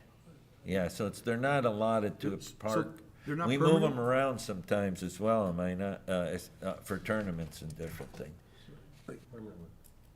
Are there any permanent ones that, are they too expensive? There are some permanent ones, I think, bolted under some of the gazebos, but that's the only place I know of. Yeah, anything I think the residents out there would really appreciate, even if they're temporary, but, it'd be nice if they were there all summer and in the season when people are gonna use the park. But I think that would be allotted under a separate thing for picnic tables, not to an individual park. Not that they won't end up there, but am I correct? Picnic tables are a standalone item that we move around or we put in different parks, correct? That's correct, Mr. Mayor. Because we have different needs during the year, we move them around. Do we allot for getting so many new picnic tables a year? I don't recall ever having to have a specific budget for it. Maybe it's under materials, but I can't recall setting aside a specific number of dollars exclusively for picnic tables. Mr. Mayor, could I just, I don't know if I might have turned, but I know Ron Devereaux's still sitting here and he lives right near the park. Is there any way you can ask him how many he thinks they might need? No, that's not, that's, Can't do that? Okay. well, you can ask that we look at our allotment of picnic tables for the city. But I know you're saying they move them around, but I think they're asking to have them there throughout the summer, the fall and spring. Dave, you want to talk to that? Through you, Mr. Mayor. So in the gazebo, there's 2 stationary ones that are permanent. There's 2 that can be moved around through the park, and then there's one that's actually cemented in the ground by the playground structure. We can always add some more. Yeah, that'd be great, even if, you know, So let's get back to your original The question, lights. which was the lights. The Did lights. you want to add that in the budget? Please, yes, yes. Do I have a seconder for the lights? Counselor D'Angelo. We're speaking to the lights now. Okay? Everybody good? Is there any discussion on the lights? Seeing none. All those in favor? Opposed? That's carried. Okay, so that 5,000 has been added in the budget from the deferral list. Go ahead, Maria. Could I suggest Parkland Reserve? Yes, and everybody's good with that being out of Parkland Reserve. Is there anybody opposed to that? Seeing none, all those in favor? Opposed, that's carried. Okay. The issues well taken. Councillor DeRose and Dave will work on that. Thank you, Dave, thank you, Mr. Mayor, and thank you, Maria. Councillor D'Angelo. Yeah, just a question on that. Can we, can Dave come back to the next budget meeting and inform us what allotment he has in there for new picnic benches? Because we should be like our parks seem to be getting busier and bigger in terms of spreading out a little bit. So we should have some more permanent ones there. So can we look at that need, Dave, and for the next meeting? Yes, you will And do then that way, if we need to add some money to the budget to enhance new ones, then we can look at it then. Thank you, Mr. Mayor. Thank you. Go ahead, Councillor Hanley. Maybe we could ask how many more items we have to the floor here, and maybe we could have this budget done in 29 minutes. Okay, we will. We may have, I got Councillor Decker first and then Councillor Longo. Let's see where we're at, Councillor. I got Councillor Decker's up next, and then I got Councillor Longo. Thank you, Mr. Mayor, and I will echo Councillor Hanley. I just have a question about Broderick Avenue. Phase 1 should be starting soon this year, Mr. Holman, and do we have to budget for Phase 2 coming, or how does that work? Or Sean? Through you, Mr. Mayor, Phase 1 is included in this budget. Phase 2 will be included in next year's budget. Great, I'm glad to hear that it's finally going to get done. Thank you. It's been a long time, Yep. Councillor Decker. Go ahead, Councillor Longo. Thank you, Mr. Mayor. While Mr. Dunsmore's up there, do you know where it is in the budget? Because I was looking for the 10-year forecast. I don't see it as next year.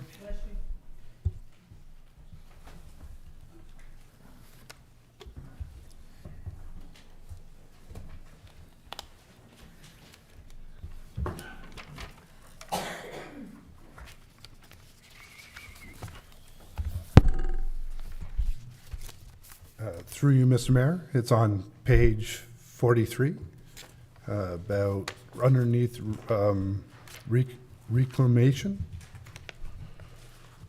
Second one down there, just above road expansion.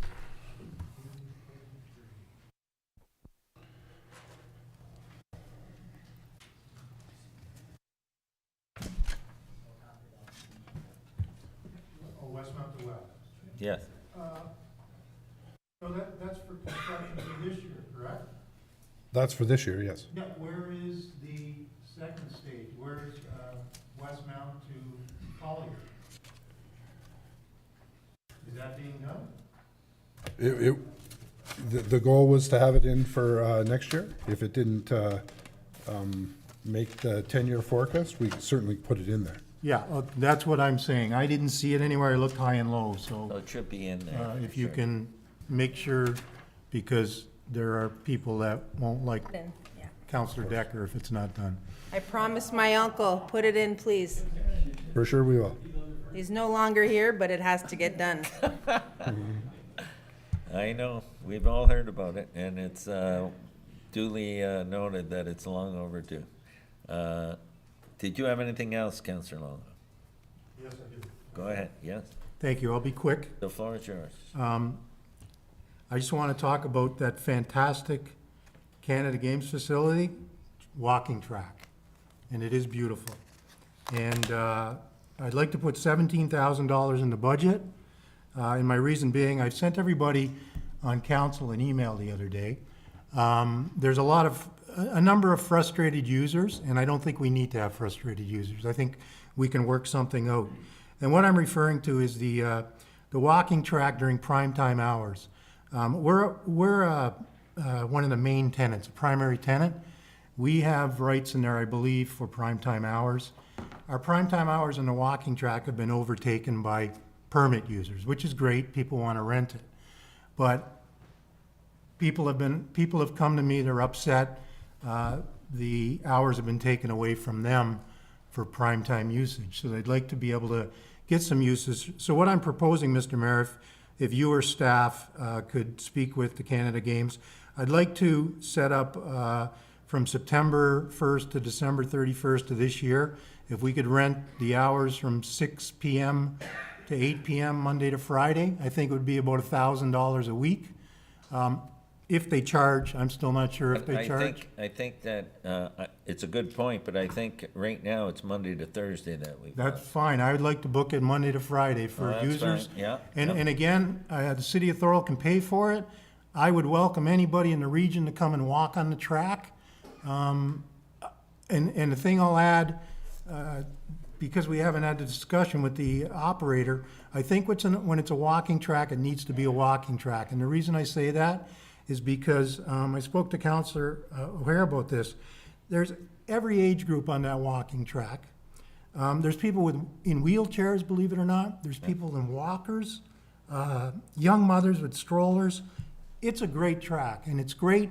And the reason I want to use it September to December, and then hopefully next year, January to April, to get those hours is because it's safe, it's indoors, people don't have to worry about slip and falls. And the more and more we can promote it, the more and more people we can get out there. And $17,000 in the grand scheme of thing isn't a lot of money. If we have to figure out a way to collect some revenue and charge people, so be it. But at this point, I'd like to just put it in the budget, and hopefully you can arrange those hours for us. So we'll work. Jeff, you've duly noted that. We'll put it in the budget, and we'll have to get our group, you know, to meet with them and try and lock those hours down. Okay? I get a seconder for that. I got Councillor Decker. Discussion on that. Go ahead, Councillor Sands. I think it's a great idea. I agree. There's a lot of people using that track from Thorold. It is a fantastic idea. I would also encourage in the talks to ask them. I've been trying to find out, my wife was the first one to yell at me when they closed up the track. So I've been trying, I called the Laura and I asked, there's gotta be something we can do. Like, can we push them back so people after work can walk till 6? Right. Can we keep the track open later? Cause the arenas are open. Keep the track open later, and push the permit groups a little further back. You know, they're young, they can run at night, and have the people who are working can go till 6. So I'm all for this 17, but I would also like to look and see if there's alternatives that they can do where we can still accommodate the people till 6 o'clock at night and go from there. But I like the wide open rental. Well, what we'll do is yeah. we'll get them, we'll put a placeholder. Yeah. And then we'll get our group to work on something and come back to council. Great idea. Does that sound good? Yeah. Okay, go ahead, Well, Council. thank you, Mr. Mayor. Yeah, placeholder would be great. I think we need to get that time. And again, I mentioned the time after speaking with a number of people. I said 6 p.m. to 8 p.m. I know that's kind of right in the middle of these permit user groups, but at the end of the day, absolutely want them there using the facility, renting it. But as a primary tenant, I think we should be able to get those hours, considering how much we contribute. 6 to 8's perfect for that email I sent, that sort of person. Yep. They work all day, they want to go home and have dinner and come and be able to walk somewhere. So hopefully we can work it out. Thank you. Counselor DeAngelo.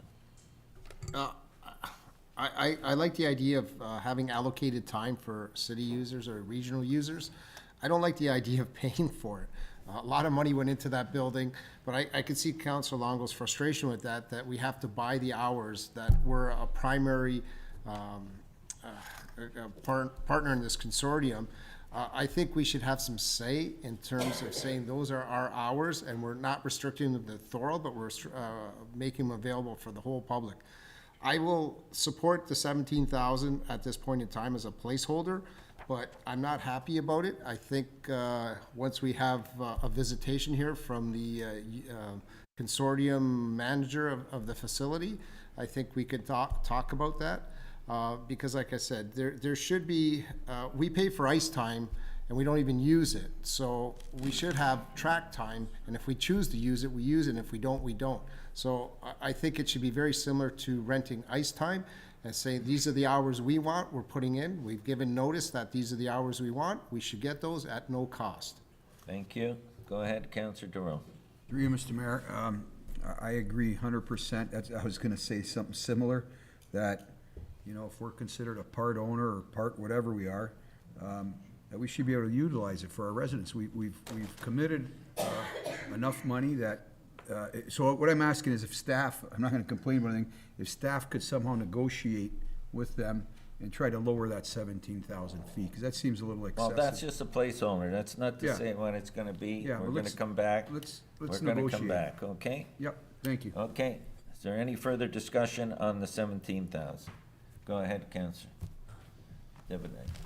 When we rent it, is it just for Thorold users? No. So it'll be open to anybody? So Counselor we'll says pay it? That's open for everybody. Everybody, at okay, any that's time. good, because I know the other tracks, like the one in Pelham, the main amount of people that go there are just for the tracks. They're always busy, so I'm totally for that. Okay, thank you. So we got that, 17,000. I have a mover. And did I get a second? Yes, Counselor Sentence. And I got Counselor, was it Counselor Sentence? Or was it Counselor Decker? Okay. All those in favor? Opposed? That is carried. Okay? I'm almost ready to go to Counselor Hanley, but I got Counselor O'Hara first. Thank you, Mr. Mayor. Through you, I'm going to take a long time, Councillor Handley. Sorry. Just kidding.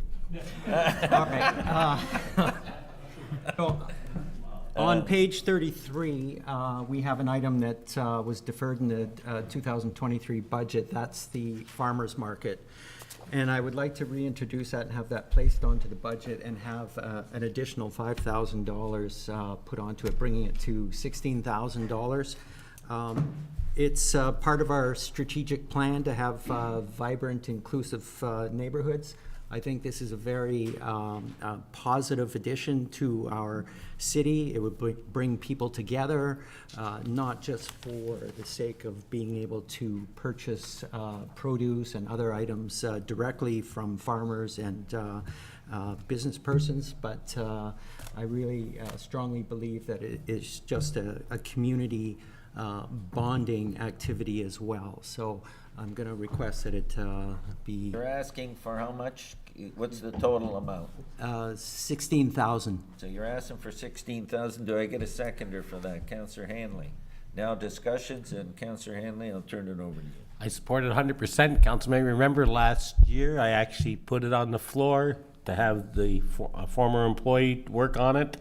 I've had numerous talks with the lady that owns Small Scale Farms, Miss Delaney. She was very interested in doing it, but I could hate to show the emails of the reaction that she gave me as to the reluctance from the city to negotiate with her, talk to her. She reached out to the former individual, so I'm hoping we're past that.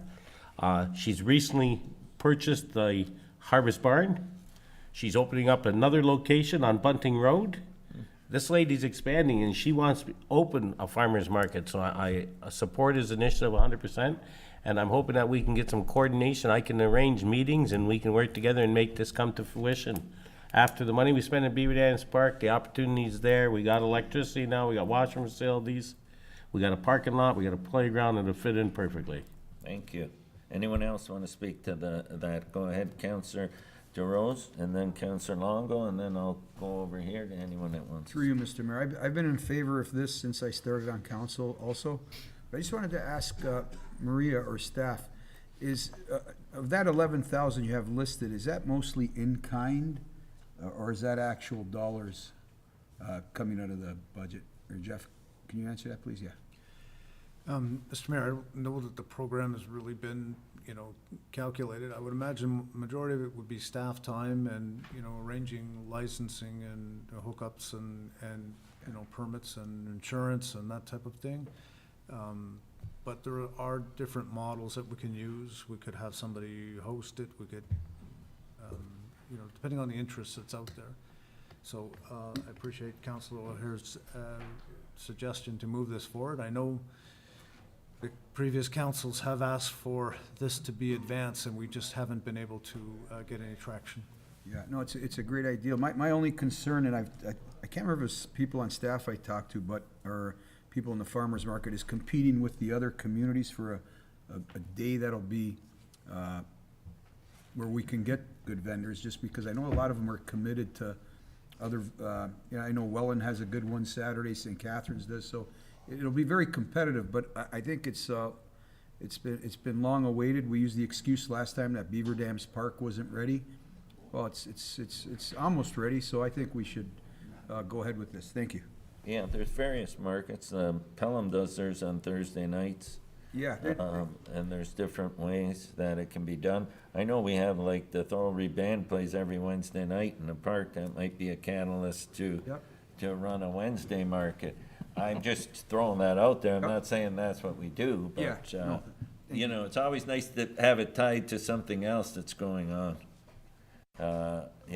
Anyways, I had Councillor Longo next. Okay. Councillor David.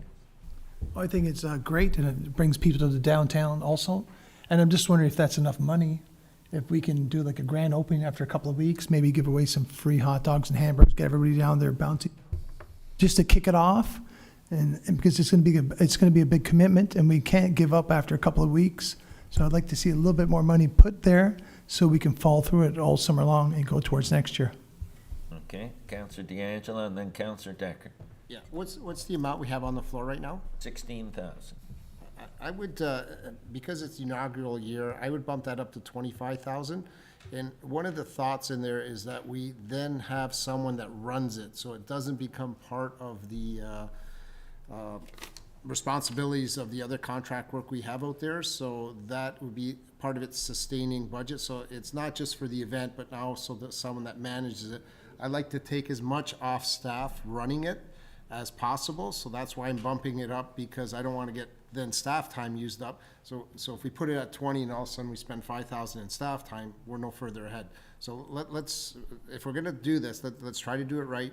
Try to do it as an independent contractor with as little city involvement as possible in terms of managing it and having staff there, but having the oversight in terms of making sure they meet the proper licensing and everything else. So I've got 25,000 now. Do I have 26? I couldn't resist that. Can I get a seconder for 25? Councillor Dividitis. And now I had Councillor Decker one. Did you want to speak on this? Yeah, I was going to increase the dollar amount through you, Mr. Mayor. And I just wanted to say I was going to incorporate if we could have music going on when the farmers market was going, to utilize our new stage and whatnot. So I thought that was a great idea with the Reed Band, perhaps if that works out. And yeah, I'm second the motion for 26,000. Yeah, no, it's at 25. So, okay, we got a mover and a seconder. Did you want to speak again on that, Councillor Durant? Yeah, I just wanted to piggyback off what Councillor Dividitis was saying. Problem is, I think they're going to be going to McDonald's first and then turning around and not going to the market. But no, I just wanted to ask. There won't be billed for this year. I just wanted to ask Maria, our CFO, how we're adding a lot of stuff. Are you getting nervous, or are you supportive of this? Like, you got the purse string, so can we afford it? It's council's budget, so I can tell you where we are. Yes. At that, with this 25. with the 25 minus .27. Okay, so we're still in negative territory. Okay, so are we speaking to that 25? If we're not, I had a mover and a seconder. All those in favor? Opposed? That is carried. Okay. You're up next, Councillor Sentence. Yeah, I just have one quick question, Councillor Hanley. It's for Sean. I asked him, the Persia family will kill me if I don't ask. Bolton Avenue, the design, where we're at with this and what's coming forward, please. Through you, Mr. Mayor, we're finishing up the design. We're gonna have it done probably summertime this year, and then it's in the budget in 2026. Thank you very much. Yeah, okay. Councillor, go ahead, Councillor Thorold. Mr. Mayor, I just got a urgent text from Gene Citrigno, Thorold Soccer Club, and he's asking for a $500,000 turf field. Okay. I'm serious, but we'll have to hold off on that one. I know he wants it. I know he wants it badly. I know. He said he's been telling us for 4 years. Okay, Councillor Hanley. Can we end it tonight? I've been writing down here, you know, I like to have a little humor.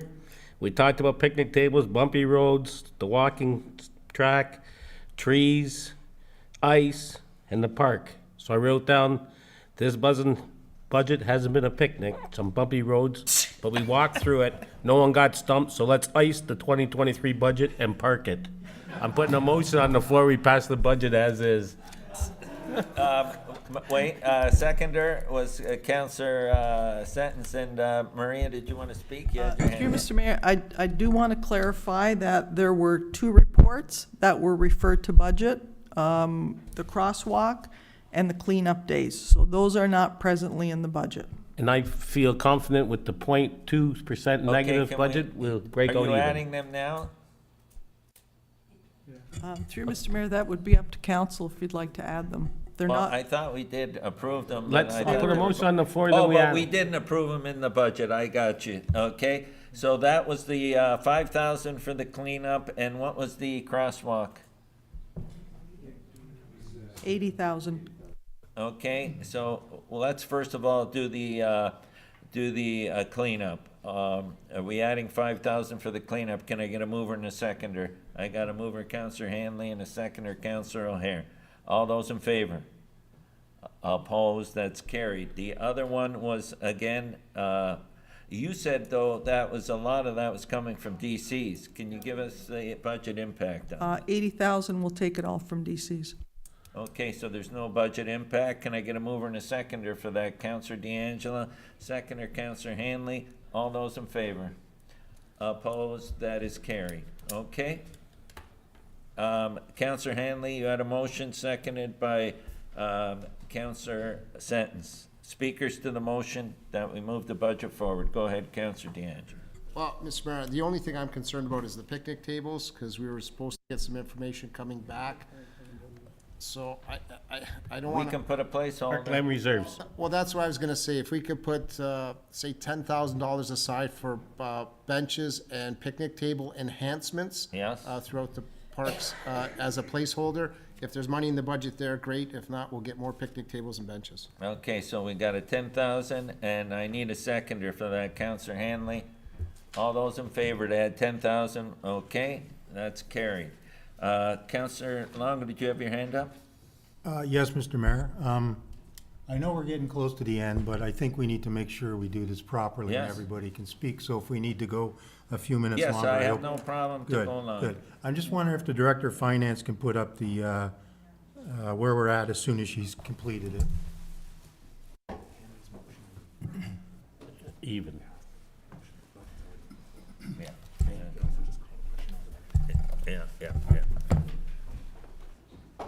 We're just waiting for the numbers to go up and everybody can have a look at them. We're in no rush here. Could I just put a motion that we extend the meeting past our 8:30 deadline? I've been told we don't have to. There isn't Don't a, have to? there isn't a Okay. time limit for that. Okay, I accept.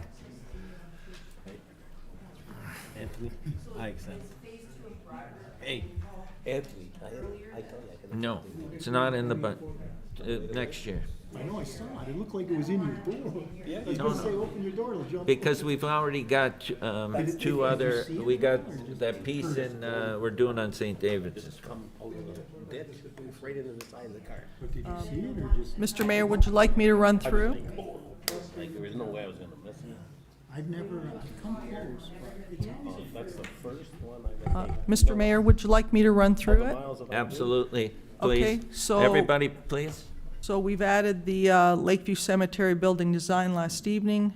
We've got the Lock 7 improvement subject to successful grant, elimination of the special events position and the related equipment, provision for the events contract, the baseball user group requests, competitive wage for crossing guards, tree planting, parks lights at Port Robinson East, walking track rental, farmers market, cleanup days, the crosswalk, and provision for benches and picnic tables.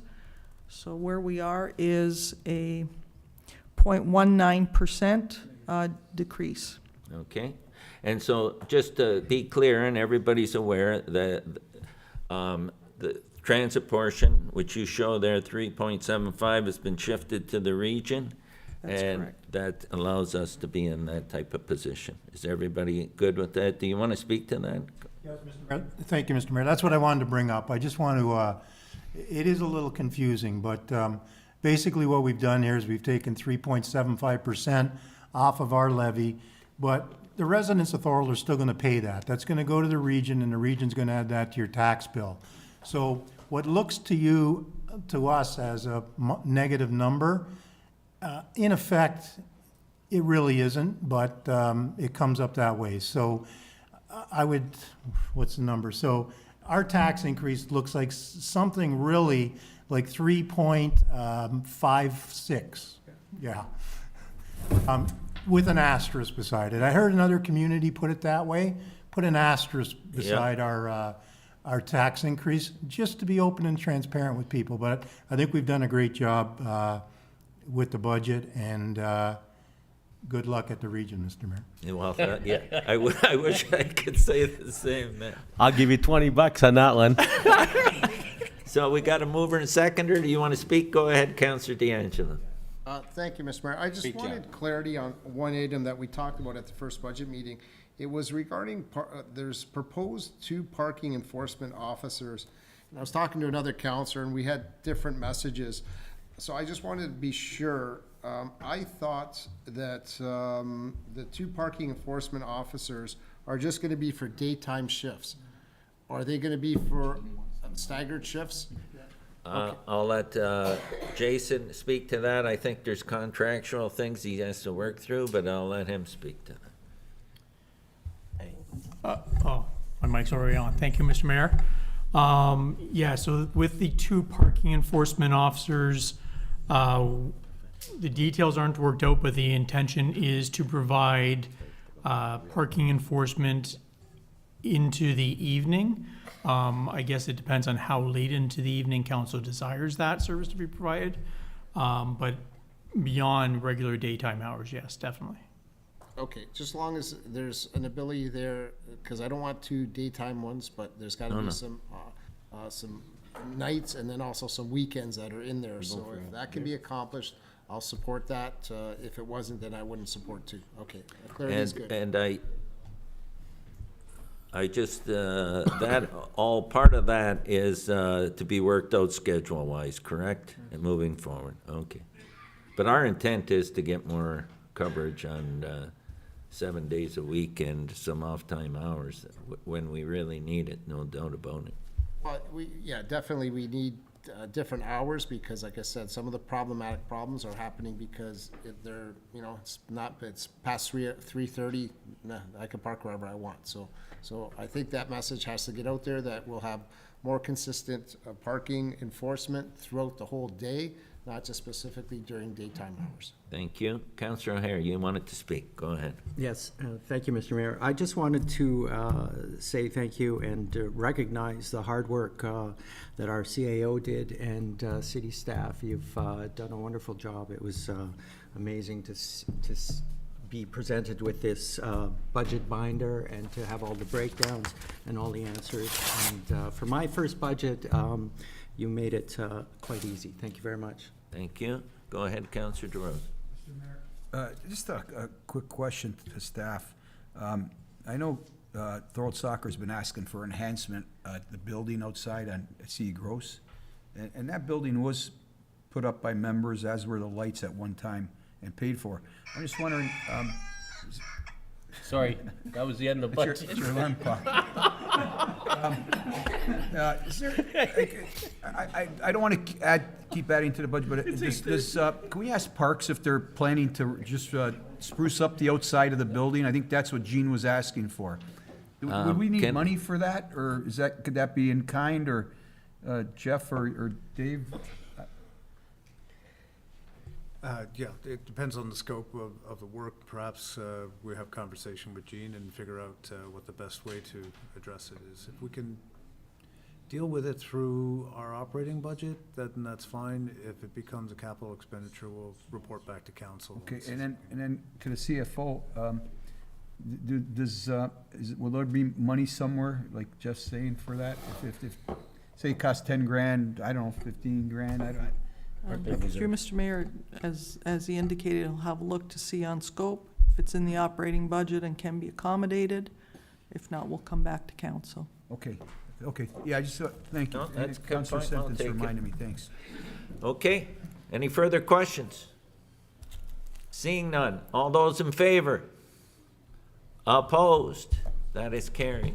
Listen, I want to thank, I want to thank council for excellent discussions, and everybody did their homework, had good questions. I can't say enough about our staff in these budgets. They come prepared.